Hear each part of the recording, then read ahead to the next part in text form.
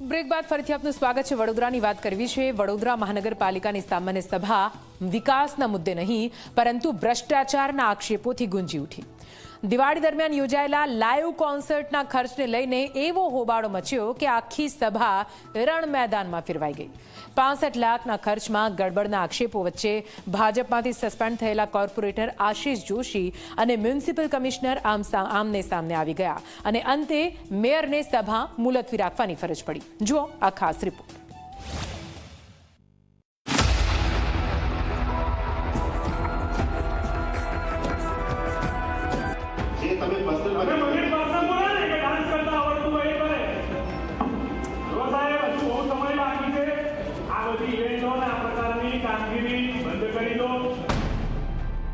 આ તમામ પ્રકારના ખોટા બિલ 26 લાખ રૂપિયાની એમને ડાયટો લગાવી છે। આ 4 કલાકમાં આ નાગરિકોના માટે પૈસા ખર્ચવાનું તમને રાજ્ય સરકારે સૂચના આપી હતી। વડોદરા કોર્પોરેશનની સામાન્ય સભા, જ્યાં રસ્તા, પાણી અને નાગરિક સુવિધાઓ પર ચર્ચા થવી જોઈએ, ત્યાં 65 લાખના કથિત કૌભાંડે સમગ્ર સભાને હાઈજેક કરી લીધી।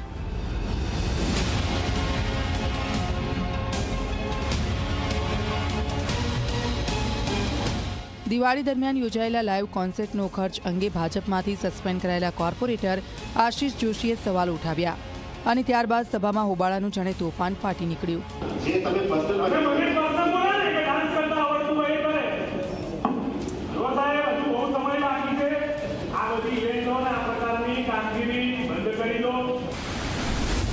આશિષ જોશીનો આક્ષેપ છે કે બજારમાં સામાન્ય દરે મળતી સેવાઓ માટે કોર્પોરેશનને અનેક ગણા રૂપિયા ચૂકવ્યા છે અને ખાસ કરીને જનરેટર અને લાઇટિંગના બિલોમાં મોટા પાયે ગોલમાલની શંકા વ્યક્ત કરવામાં આવી છે।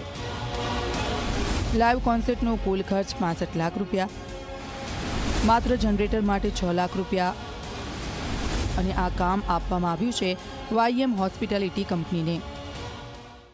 આ શહેરમાં ખબર નહીં શહેરના નાગરિકોને શ્રાપ લાગ્યો છે એક પ્રકારનો, કારણ કે જે પ્રમાણે ભ્રષ્ટાચાર વકરી રહ્યો છે। અગાઉ પણ હું પ્રજાના પ્રશ્ન માટે જ જે પણ કમિશનર હતા એની જોડે ઉગ્રતાથી વાત થઈ હતી, મહાનગરના નાળાના પાણીના નિકાલ માટે થઈ હતી। તો તમે આ શહેરમાં 67-3Cમાં ઓછામાં ઓછા 100 કામો કરાયા છે, મોટા ભાગના ભૂવા પડ્યા છે। તો મારું એવું કહેવું હતું, તમને આટલી પ્રસિદ્ધિની ભૂખ છે તો તમે આ ભૂવા પર જઈને નારિયેલ વધેરો, હાર ચડાવો, ફોટા પડાવો, 67-3Cના કામમાં તમામમાં કરી દો।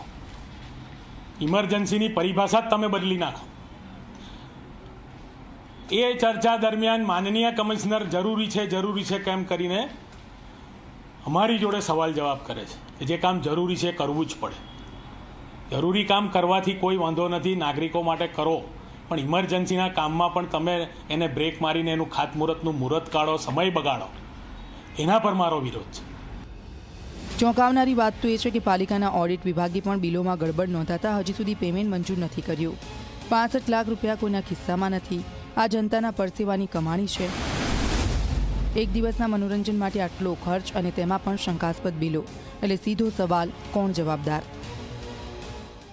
4 કલાકમાં આ નાગરિકોના માટે પૈસા ખર્ચવાનું તમને રાજ્ય સરકારે સૂચના આપી હતી, અમે મંજૂરી લીધી છે,